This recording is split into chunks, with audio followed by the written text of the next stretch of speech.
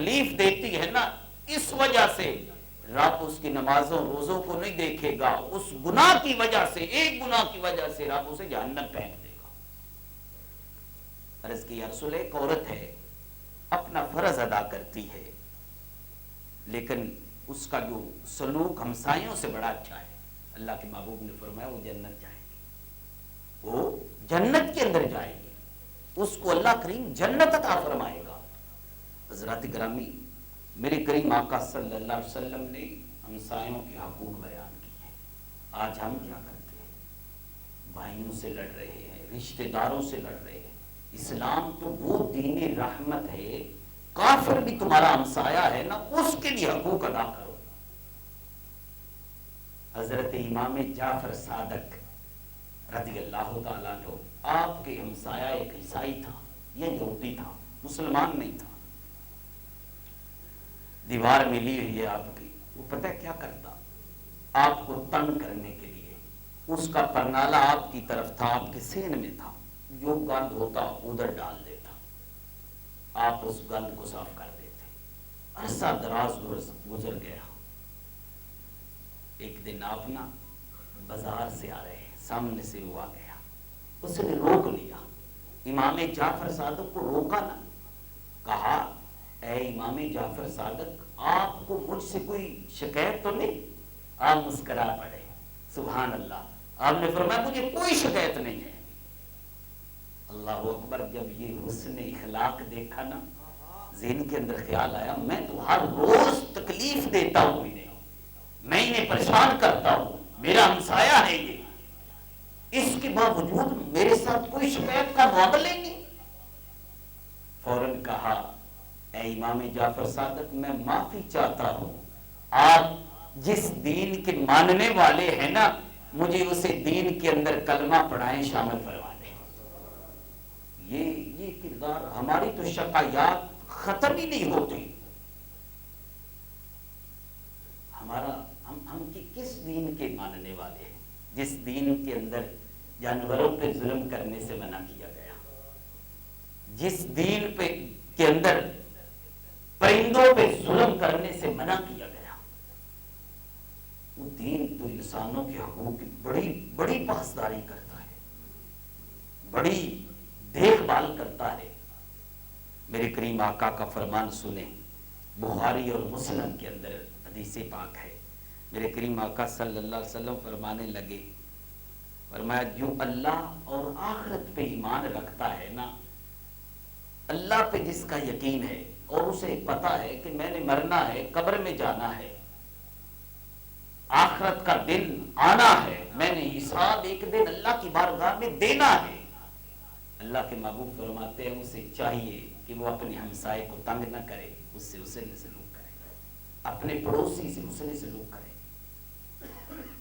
پھر اللہ کے محبوب فرمانے لگے، فرمایا جو اللہ اور آخرت پہ ایمان رکھتا ہے نا، اسے چاہیے کہ مسلمان کی عزت کرے، مسلمان کی عزت کرے۔ ہمارا کیا انداز ہے؟ ہم کتنے بڑے مسلمان ہیں، ہم زبان کے تو مسلمان ہیں، کردار کے مسلمان ہم نہیں ہیں۔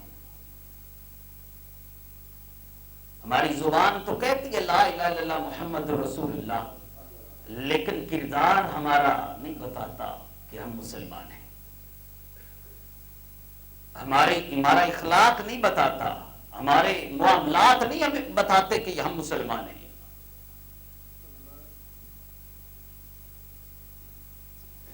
کل ہی غالباً مجھے وہ بیٹھے حاجی صاحب، انہوں نے گفٹ دیا، ایک باہر سے چیز آئی، وہ میرے گھر گئے، اللہ تعالیٰ ان کو اور ان کی اولاد کو خیر کثیر عطا فرمائے، بڑی محبت کرنے والے ہیں، سامنے بیٹھے ہیں۔ تو وہ میں نے کھولا نا، خوشبو تھی، اس پہ لکھا ہوا تھا made in India, made in India. تو ساتھی مجھے سے پوچھنے لگی انڈیا سے چیزیں آتی ہیں؟ مدینہ شریف سے آیا ہے، مکہ شریف سے، انڈیا کی چیزیں ادھر بکتی ہیں؟ میں نے کہا انڈیا کی بکتی ہیں، وہاں پہ جرمنی کی بکتی ہیں، وہاں پہ انگلینڈ کی بکتی ہیں، فرانس کی بکتی ہیں، یہ ساری غیر مسلموں کی بنی ہوئی چیزیں ہیں۔ میں نے کہا میں بھی 3 مرتبہ گیا ہوں، مارکیٹ بھی وزٹ کی ہے چیزیں خریدنے کے لیے، میں نے کوئی ایسی چیز نہیں دیکھی جس پہ لکھا ہو میڈ ان پاکستان، کہ یہ چیز پاکستان کی بنی ہوئی ہے۔ کیوں؟ ہم نے جو بنانی ہے نا اس کے اندر 2 نمبری ضرور ہونی ہے، اس کے اندر دھوکہ ضرور ہونا ہے۔ حضرت گرامی، اسلام اقبال نے کہا تھا زبان سے کہہ بھی دیا لا الہ تو کیا حاصل، دل و نکاح مسلمان نہیں تو کچھ نہیں۔ اگر کردار ہمارا نہیں اسلام کے مطابق، ہم نمازیں پڑھتے بھی رہیں، کردار ہمارا اسلام کے مطابق نہیں ہے، روزے رکھتے بھی رہیں، حج بار بار کرتے رہیں، زکوٰۃ وافر مقدار میں جو بنتی ہے اس سے دگنی دیتے رہیں، تو بتائیں وہ نفع دے گی؟ یہ تو ایسے معاملات ہیں جو فرض ہیں۔ قیامت کے دن میرا رب بڑا رحیم ہے، کریم ہے، وہ شاید اپنے حقوق معاف کر دے، لیکن جو حقوق العباد ہے، ہمسایوں کے حقوق ہوں، محلے داروں کے، بیوی کے، بچوں کے، رشتہ داروں کے، یہ حقوق میرا رب نہیں معاف کرے گا اس وقت تک جب تک جس کی حقوق کی حق تلفی آپ نے کی ہے وہ نہیں معاف کرے گا۔ میرے کریم آقا صلی اللہ علیہ وسلم کا فرمان سنیں، سیدہ عائشہ صدیقہ رضی اللہ تعالی عنہا راویہ ہے، آپ نے فرمایا کہ عائشہ کوئی محلے دار بچہ آ جائے نا، چھوٹے بچے گھروں میں آتے جاتے ہیں، فرمایا جب آئے نا اس کے ہاتھ میں کوئی چیز دے دیا کر۔ فرمایا یا رسول اللہ کیوں؟ فرمایا اس سے محبت بڑھتی ہے، اس سے پیار کے اندر اضافہ ہوتا ہے۔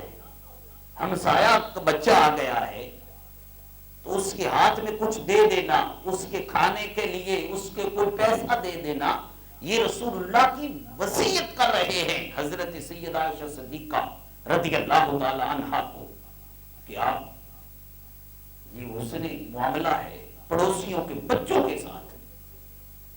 پھر میرے کریم آقا صلی اللہ علیہ وسلم کا فرمان سنیں، حضرت ابن عباس کہتے ہیں آپ نے فرمایا وہ شخص مومن نہیں ہوگا، شمار مومن نہیں ہوگا کہ جو خود تو رج کے کھانا کھا کے سو گیا لیکن اس کا ہمسایہ ہے وہ بھوکا ہے، اس کے پاس کھانے کے لیے نہیں۔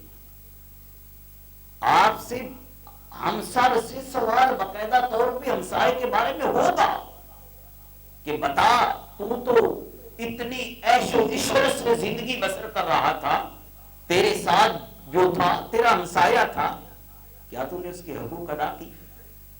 کیا اس کے بچوں کے، اپنے بچوں کے لیے تو شاپر وہ تھیلے فروٹ کے بھر کر لے جاتا تھا، اس غریب کے بچے ان تھیلوں کو دیکھ کر ترستے رہتے تھے فروٹ کے لیے۔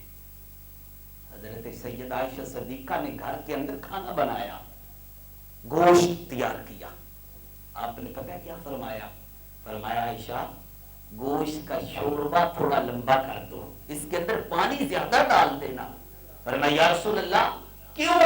فرمایا جب شوربہ ہوگا نا گوشت پکے گا، محلے کے اندر خوشبو جائے گی۔ فرمایا جہاں جہاں تک ہمارے محلے دار ہیں نا، فرمایا گوشت بوٹی نہ بھی جائے نا ان کے گھر کے اندر شوربہ ہی بھیج دینا۔ یہ تاجدار کائنات صلی اللہ علیہ وسلم کا پڑوسیوں کے ساتھ حسن معاملہ ہے، حسن تعلق ہے۔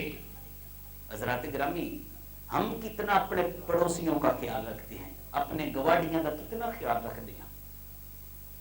ہم نماز بھی پڑھ رہے ہوتے ہیں، پڑوسیوں کے حق پہ بھی ڈاکہ زنی کر رہے ہوتے ہیں۔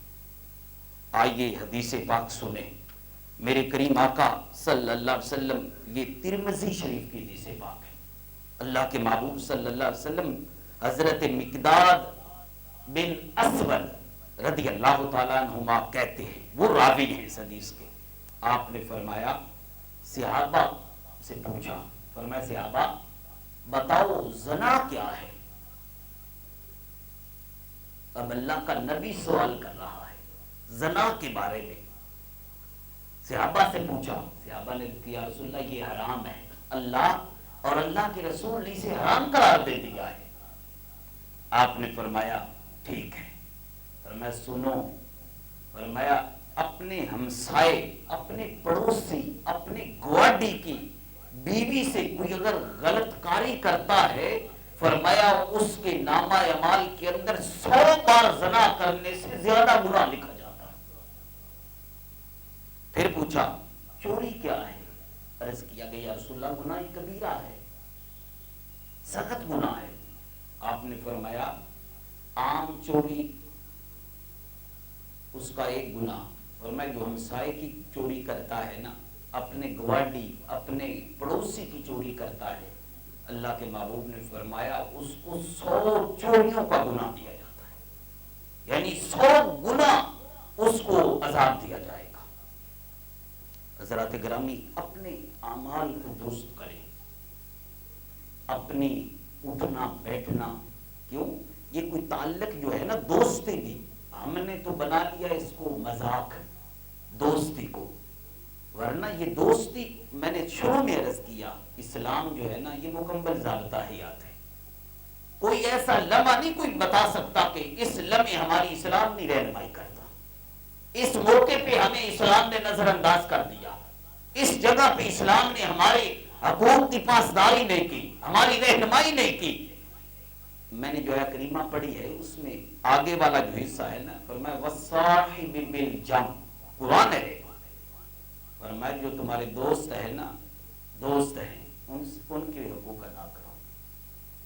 اب دوستی جو ہے نا وہ اللہ کے لیے کرنی چاہیے۔ ہماری دوستی ہوتی ہے کسی ایم پی اے سے بن جائے، تھانے میں کام ہوا تو نکل جائے گا، کسی مالدار سے اس لیے کرتے ہیں کہ کوئی مالی پرابلم بنی تو وہ ہماری معاملت کرے گا، کسی دوسرے لٹیرے سے 2 نمبر بندے سے اس لیے کرتے ہیں کہ کہیں جھگڑا کرنا پڑا تو اس کی مدد درکار ہوگی، لیکن اللہ نے یہ نہیں معیار دیا۔ اللہ نے فرمایا جس سے بھی محبت کرنی ہے نا میرے لیے کرو، جس سے بغض رکھنا ہے میرے لیے رکھو۔ آئیے ترمذی شریف کتاب الزہد کے اندر حدیث پاک ہے، میرے کریم آقا صلی اللہ علیہ وسلم